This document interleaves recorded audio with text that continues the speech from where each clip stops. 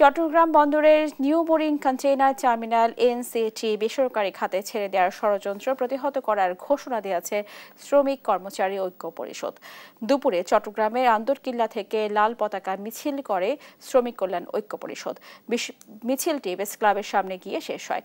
এর আগে সংক্ষিপ্ত সমাবেশে শ্রমিক নেতারা অভিযোগ করেন, এনসিটির মতো আধুনিক ও লাভজনক স্থাপনা বিদেশিদের হাতে তুলে দিলে নিরাপত্তার ঝুঁকি সৃষ্টি হবে। এটি জুলাই আগস্ট বিপ্লবের চেতনা পরিস্থিতি উল্লেখ করে এই উদ্যোগ সফল হতে দেওয়া হবে না বলে ঘোষণা দেন শ্রমিক নেতারা। এই রক্ত কার? এটা শ্রমজীবী মানুষের রক্ত।